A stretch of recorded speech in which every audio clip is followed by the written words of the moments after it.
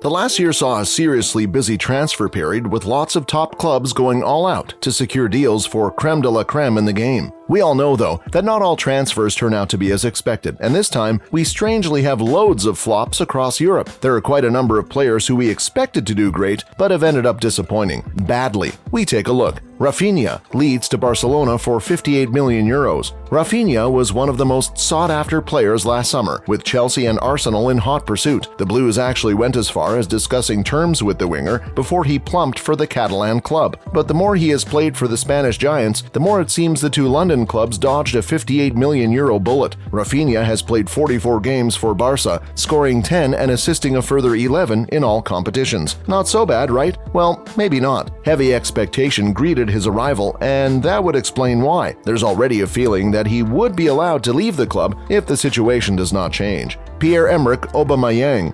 Aubameyang returned to the Premier League after just 6 months away at Barcelona. Thomas Tuchel, who worked with the striker at Borussia Dortmund in the past, convinced him to join the Blues, but he was unexpectedly sacked. His replacement, Graham Potter, did not fancy Oba at all, kicking him out of the Champions League squad and always left him on the bench. Oba really wanted to leave during the January transfer window, but it was just too complicated. Even with Lampard in charge, there seems to be no way back for Oba, and we can say he is counting days until summer when he can find another club. It's hard, though, to understand how the Blues decided to pay €12 million for the Gabonese and a further €170,000 weekly wages on a 2-year contract. By the end of his contract, the club would have spent over €30 million on the striker. You will agree this is terrible value. Kalvin Philips.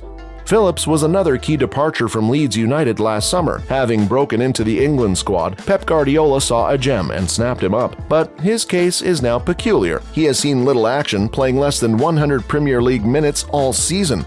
Richarlison has to be the face of flop footballers across Europe this season. The Brazilian was bought for €50 million and has only one Premier League goal to show for this, which came in late April against Liverpool. In fact, Richarlison has in total scored 3 goals for Spurs in 27 appearances, with both goals coming in a Champions League clash against Marseille. If this is not the true meaning of flop, then what is? To be honest, though, there's no way he would dislodge Harry Kane, who's the club's main striker, meaning he is forced to always play on the left flank and not through the middle, where he prefers, but hey, that doesn't count for much. Something wrong seems to be happening with the current Brazilian players. They don't make them like they used to, do they? We have our third Brazilian on this list of flopped players, Anthony. The club paid €95 million for the winger and hoped he would solve their scoring problems. So, 4 goals in 22 appearances in the Premier League is a laughable return. Oh, and 3 of the 4 goals came in the opening 3 games of the season, meaning in 19, he scored just once.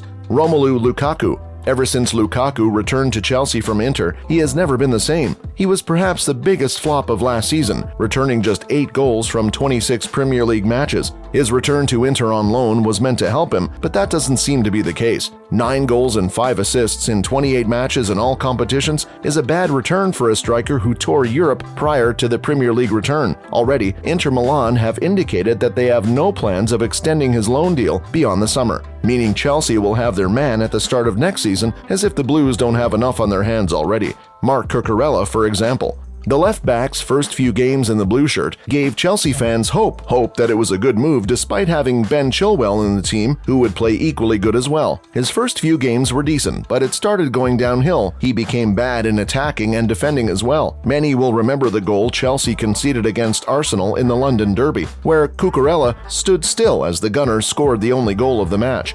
Kalidou Koubaly was brought in to offer some solidity at the back alongside the never-aging Thiago Silva. And just like Cucurella, he had a few good games, including scoring against Tottenham, but he dived after that, and bad games became his weekly meal. At some point, the now former manager Potter decided to play the young Benoit Badiashile ahead of him.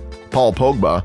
Can someone explain what exactly is happening to the Frenchman at Juventus? It seems that when the midfielder signed with the club, his body decided not to cooperate. Pogba played for just 35 minutes due to recurrent injuries that have kept him out of action. 35 minutes! Juventus were reportedly ready to let the Frenchman leave at some point, and can you blame them? There's still time to talk about one more player, perhaps the biggest flop of the season yet, Dele Alli. His is a sad case. The 27-year-old left the Premier League and headed on loan for the Turkish league at at Besiktas, hoping to revive a career that had fast gone south. It was meant to be easy. After all, he would be staying away from the Premier League limelight for a while, but it never happened, and instead he was crap. At some point, his own fans booed him off the pitch, and the coach labeled him inefficient. To make it even worse, he picked a serious injury that saw him return to Everton earlier, essentially ending his loan deal. Also, he is not wanted at the Merseyside club. Tough luck for a player who was once dubbed the future of England.